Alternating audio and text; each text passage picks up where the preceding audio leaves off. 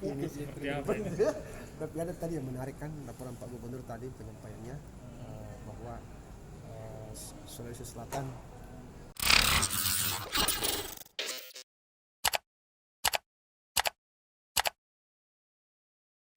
ini Seperti apa ini?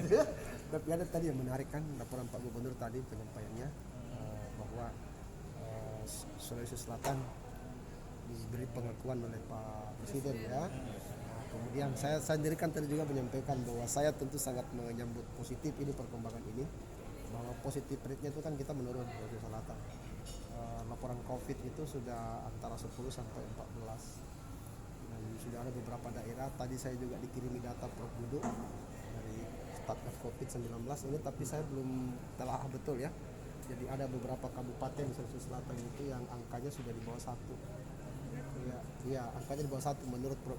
Kalau dia angkanya sudah di bawah 1 itu kan sangat bagus perkembangannya. Jadi tadi anjuran Pak Sekda ke saya sudah untuk yang sudah masuk di wilayah di bawah 1 itu coba dibuka komunikasi untuk daerah-daerah tersebut supaya bisa dilihat peluangnya apakah bisa dilakukan secara bertahap gitu ya. Nah sekarang yang saya ajukan tadi itu mungkin kita juga dengar, saya minta ke Pak Gubernur untuk diberikan ruang khususnya bagi anak-anak kelas 12 SMA dan SMK. Kenapa ini? Karena beberapa bulan ke depan mereka ini kan ujian akhir sekolah dan persiapan mereka untuk mendaftar ke perguruan tinggi. Nah, saya dalam pemantauan beberapa kesempatan ke sekolah-sekolah melihat langsung bagaimana PPDB itu PJJ itu berjalan. Betul, secara daring itu jalan. Yang terakhir saya pantau kemarin itu SMA 9, SMK 1 di Goa. Tapi saya menemukan beberapa keluhan dari guru-guru kita, misalnya yang mengajar mata-mata pelajaran yang memang sehari-harinya itu membutuhkan papan tulis. Misalnya matematika, fisika, kimia, biologi, ya khususnya yang kayak fisika itu kan sebenarnya menjelaskan dia butuh menulis di papan tulis gitu ya untuk menurunkan rumus. Itu agak repot mereka itu mengajar dengan cara daring, kecuali kalau dia buat video sebelumnya lalu videonya dikirimkan lebih awal, pas tetap muka di Zoom itu hanya dialog, itu dimungkinkan. Tapi kan cara-caranya guru beda-beda. Nah sebenarnya kita ingin supaya kalau bisa kelas 12 ini diberi kesempatan. Itu makanya tadi saya minta di sini. Saya kira sudah tidak ada ujian di sekolah, Pak. Ini sudah dihapuskan. Iya memang tidak ada ujian nasional ya. Tapi kan sekolah tetap ada. Kan Ujian sekolah akhir. Iya ujian akhir sekolah maksudnya. Ujian sekolah. Memang sudah tidak ada lagi ujian nasional. Tapi ujian sekolah untuk menentukan kelulusan dan peringkatnya kan tetap ada. Nah, Itu tapi itu dilaksanakan di sekolah, tapi permennya itu mengatur bisa dua macam.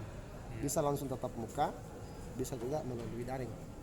Tapi sepertinya kebanyakan sekolah akan memilih langsung itu kalau Langsung. dimungkinkan ya, tapi kan tetap dengan protokol. Caca. Ya. Itu kapan itu rencananya? September atau Enggak bulan ini. Jadi kira-kira kan sekitar April kan selesai. April? Iya. Tanggalnya saya lupa ya, tanggalnya di kalender akademiknya. Pak, kalau untuk dimasuk perguruan tinggi sudah ada juga arahnya ke Mendikbud, misalnya ini syaratnya yang dijadikan. Itu kan diatur tersendiri oleh LTMPT ya.